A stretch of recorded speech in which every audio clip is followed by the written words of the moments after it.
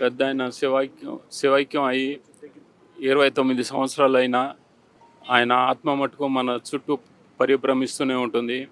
ఆ మహామనిషి ఎక్కడున్నా మన తెలుగు జాతి గౌరవాన్ని, మన తెలుగు జాతి ఉనికిని నలుమూలలా చాటిన మహామనిషి.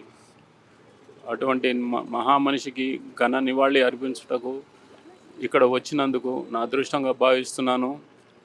అలాగే ఈ అవకాశం కల్పించిన చిత్రపూరి కార్యవర్గ సభ్యులకు నా కృతజ్ఞతలు తెలుపుకుంటున్నాను. జోహార్ ఎన్టీఆర్, జై హింద్. మా సినిమా కుటుంబ సభ్యులకు, చిత్రపూరి కుటుంబ సభ్యులకు అందరికీ నా నమస్కారాలు తెలియజేసుకుంటున్నాను.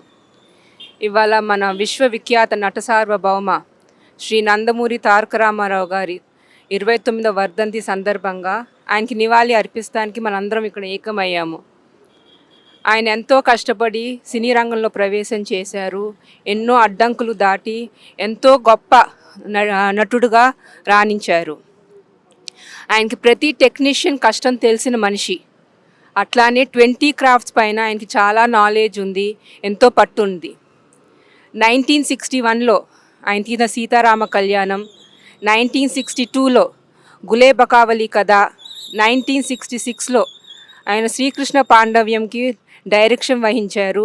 ఆయన క్యాప్టెన్ ఆఫ్ ది 24 క్రాఫ్ట్స్గా ప్రూవ్ చేసుకున్నారు. అట్లానే ఆయనకి సినీ వర్కర్స్ మీద చాలా ప్రేమ ఉంది.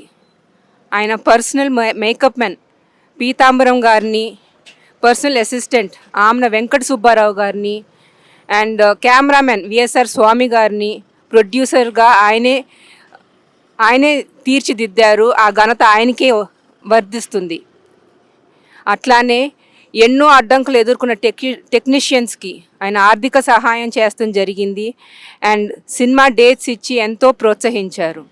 ఇవాళ మరి మా తాతగారు నందమూరి తారక రామారావు గారికి అండ్ ఇక్కడ సినీ వర్కర్స్కి ఉన్న అనుబంధానికి గుర్తుగా ఇవాళ మన అందరం ఇక్కడ కలిసి ఆయనకి నివాళి అర్పిస్తున్న అదృష్టంగా భావిస్తున్నాను.